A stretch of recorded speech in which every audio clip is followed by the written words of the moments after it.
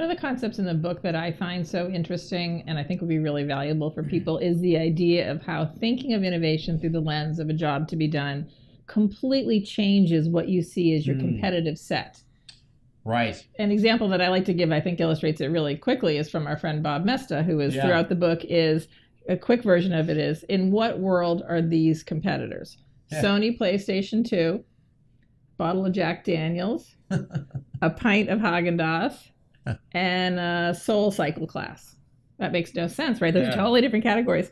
Those are all competing to get hired for the job of help me relax after a really difficult day at work. I thought it was how to start my Saturday morning, but maybe you hire for a different job. But I think that's a really good illustration of the job does not necessarily follow industry categories. The job is about people struggling to accomplish something or progress in some way. Right. And if you're only thinking of your competition in terms of others that are like you in your industry, you're never going to see opportunity that others haven't had. You haven't seen. You're going to just see little incremental growth. When you really open up the aperture to think, what are we really competing with? Reed Hastings, the founder of Netflix, is really articulate on this. He was asked by John Doerr, the venture capitalist, recently whether they were competing with Amazon Prime. And his answer was really interesting. Is we're competing with a bottle of wine. We're competing with anything you do to relax. And when you think of your innovation through that lens, different things will be important in what you offer and what you don't need to bother offering. The competition is not always what the industry might want you to see it as, but it's what your customers are choosing to hire instead of you or to do nothing. One example I think is really interesting in the book is Scott Cook, who worked with you on the original idea, the founder of Intuit, who for entrepreneurs is a hero. You know, he's been so successful and for so long. He's a hero for us too, for everybody's hero. When he found the product Quicken, personal financial software, was really successful for a long time. And for several years, they ignored the fact that small businesses were kind of rigging the Quicken software to work for their Quicken. They were using Quicken. They were jerry-rigging it to use it for their small businesses, and that didn't make sense. For 4 years, the Intuit staff and Scott Cook ignored this because it didn't make sense. There's really good small business financial software out in the market, and it didn't cost all that much, and you could almost do books like a professional accountant. They had all the right terms, but people were choosing to do this kind of crazy workaround with Quicken that existed until they kind of realized, wait, they're going to these extraordinary lengths to do something that's not this sophisticated high-end software. What's going on with that? And they realized for a lot of small business, it's competing not with that fancy software, it's competing with hiring your brother-in-law to do the books, putting receipts in a shoebox and figuring out how you're going to get around to reconciling your books. I don't want to spend time on my books. So they finally realized they had a really powerful insight about the job to be done, and they created QuickBooks, which they describe as half the functionality at twice the price. And within just a few months in the market, QuickBooks was dramatically the market leader because they understood the job to be done wasn't software that does your books. The job to be done was, I don't want to have to think about this. Make it as easy as possible for me. And that's what they created. And they've been incredibly successful using jobs theory in their innovations for decades now. No, and it's a great story, and any chance to talk about Bob Mesta, Scott Cook, I think is a good one. And it also, you tilt towards, so what's the right data to be capturing if we're trying to do innovation? And certainly for many of my large company clients, they want the more data, the better, you know, and they want to slice it and dice it and run regressions and try and find correlations. And yet, in some ways, the startup nation entrepreneurs out there, they actually have an advantage by not having all that data. You know? Say more. Why would that be? You're not encumbered by preconceived notions of how you're supposed to think about something and existing solutions to all of the things you're competing with. One of my favorite Clayisms is that God didn't create data. You know, data does not exist in nature. Data is always man-made, and so behind all the data that we collect are two things. One are assumptions that create filters so that we decide which data do we want to highlight and pull out of the context of reality and focus on, and which do we ignore. And the other is that there's an underlying narrative, the fabric of daily life that the data is abstracted from. And entrepreneurs, overwhelmingly, they're immersed not in data, but in context. They're in the kind of rough and tumble of daily life, seeing problems, seeing these struggles, and then trying to develop in the marketplace actual solutions that they can prototype and test and see, do these solutions, does this configuration of benefits actually enable the progress that we're trying to create? Whereas, senior executives who are, 7 reporting levels removed from what's actually going on in the marketplace are almost at the long end of a game of broken telephone, where all these decisions get made. And I don't know if it's our friend Jerry Zaltman or somebody else who say, decisions don't actually get made by senior executives. Decisions happen, Right.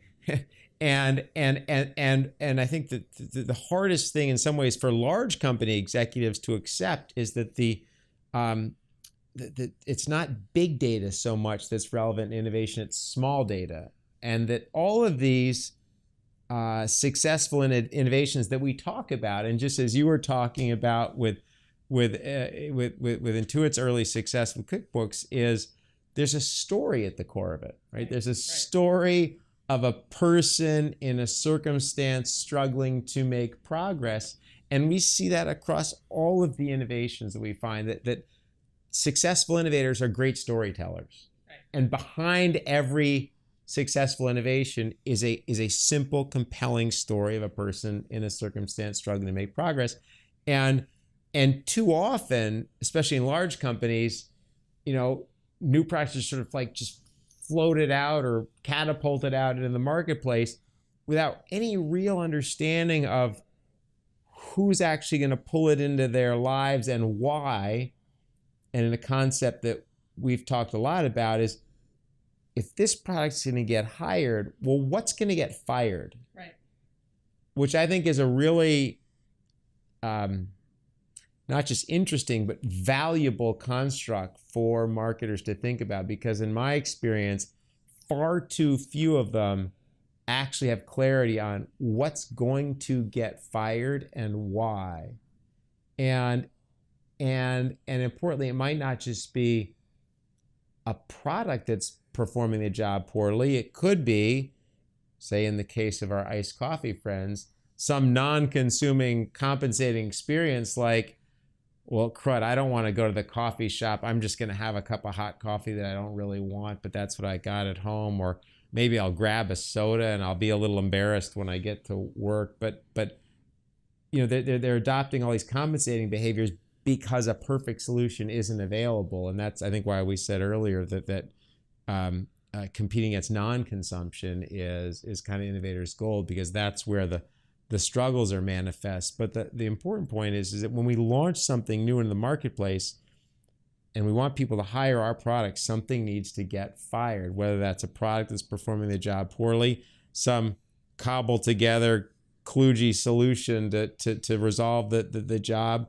or non-consuming compensating behaviors. But we should always know what's going to get fired and why, and too few innovators do. And one thing that's important in our book is making the distinction that if your solution to a job to be done is only a little bit better than existing solutions, because people are probably not going to fire what they're currently doing now. If you're only marginally better, and a lot of innovations are marginally better, but they're not strong enough and big enough in the gap between what's available to solve my job and what I'm offering. If that's not a big gap, you're not likely to bring consumers over to your product or service, because there's a lot of anxiety, right, about giving up your existing solution. The lure of the new has to be so big and so powerful that it overcomes the easiness of, I'll just have hot coffee today. That's easier than thinking about another solution or actually going out and purchasing something. Well, one of the cases, and I'll turn this around and ask you about that you've spoken articulately about is the case of Airbnb.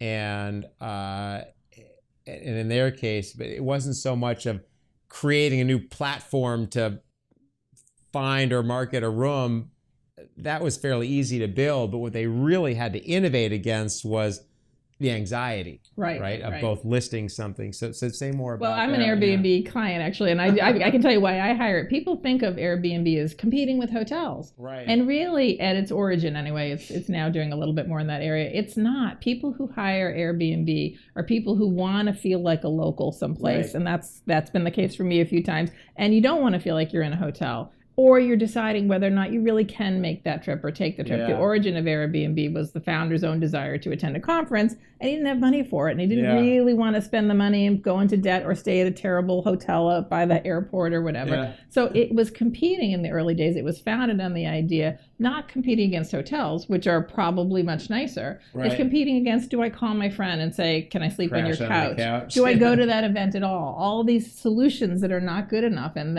but if you think of it, again, in reframing the competition, that's the competitive set. Yeah. And so for somebody like me wanting to have that opportunity to stay at an Airbnb, the emotional pieces of the anxiety of making that choice, Airbnb has dealt with really well. Yeah. They have user reviews. Guests are rated as well for the host place. You pay Airbnb, and they don't release the money until you get there. Yeah. So I'm not afraid that someone's going to steal my money and be gone. They've done a lot to take away the anxiety of making a choice for an Airbnb on both sides of it. Yeah. So if you see that company as competing strictly with major hotel chains, they're not necessarily comparable. They're not as nice necessarily. But you hire an Airbnb for different reasons, and that comes loaded with some anxieties and some emotional pieces of that, and they've dealt with it really well. They want the user to know what they're getting, the person going to the Airbnb, to have an experience that is predictable, that feels safe, that feels like as described, and they do that really well with their website and the way that they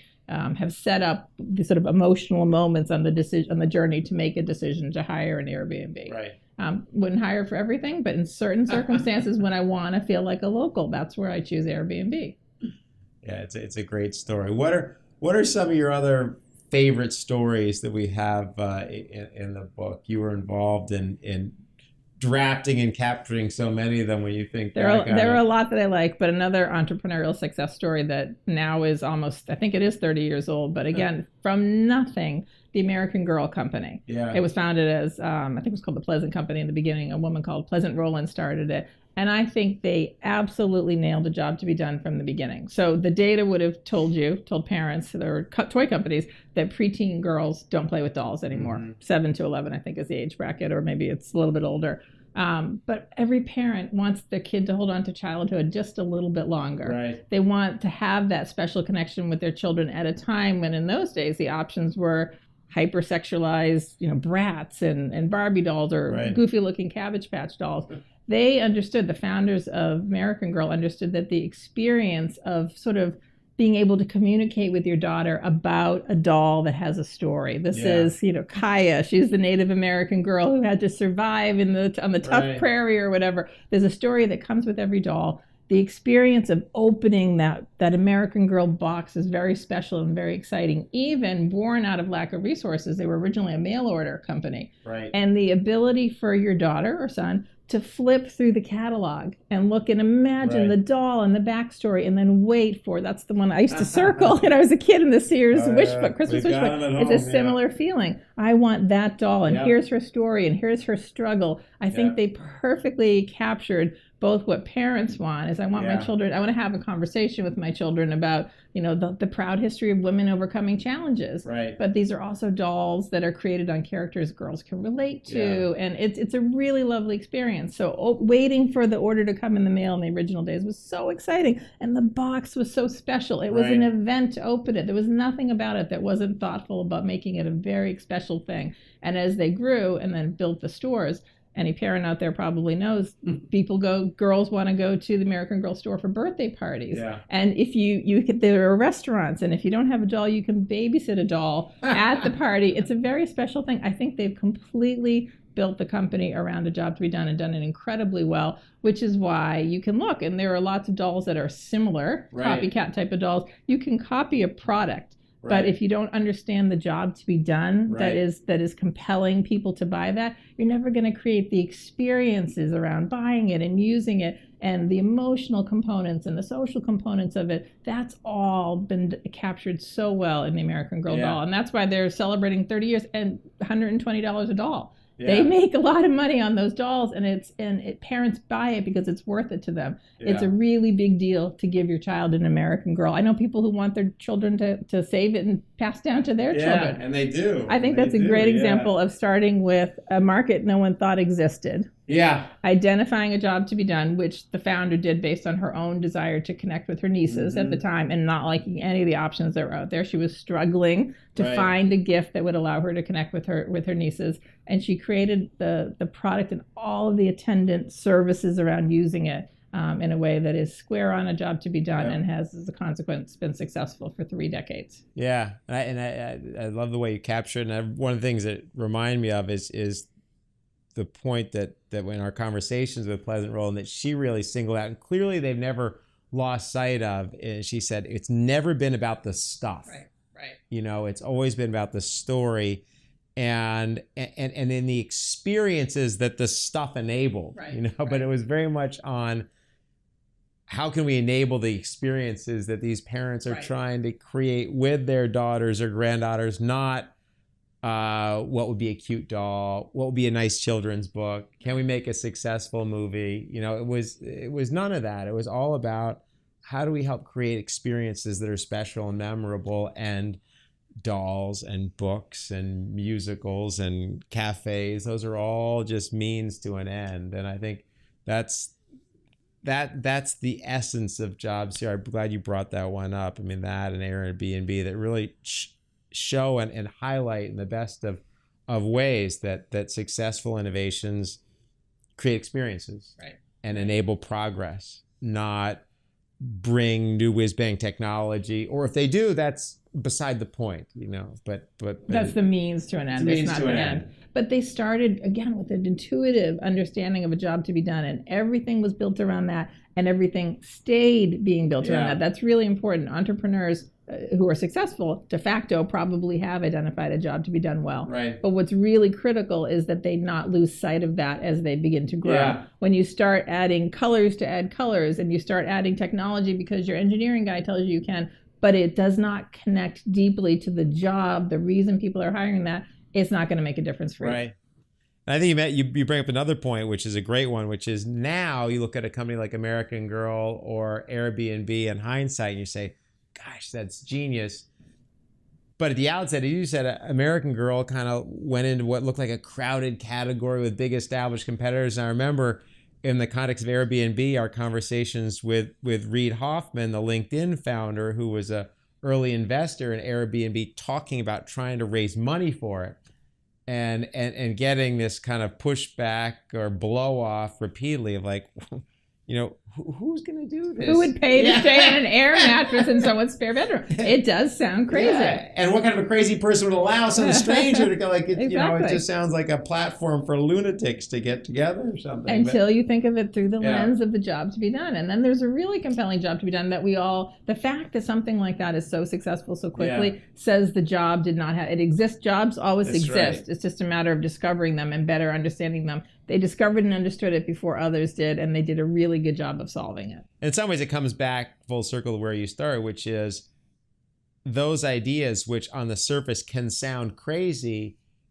they stay in the crazy realm absent a theory that explains why we can make decisions and allocate resources that we should predict to be successful. And that's because if we understand those circumstances of struggle and the progress people are trying to make, well, then we should have some confidence that if we introduce a solution that enables that progress and resolves those trade-offs, it should be successful even if it looks totally crazy.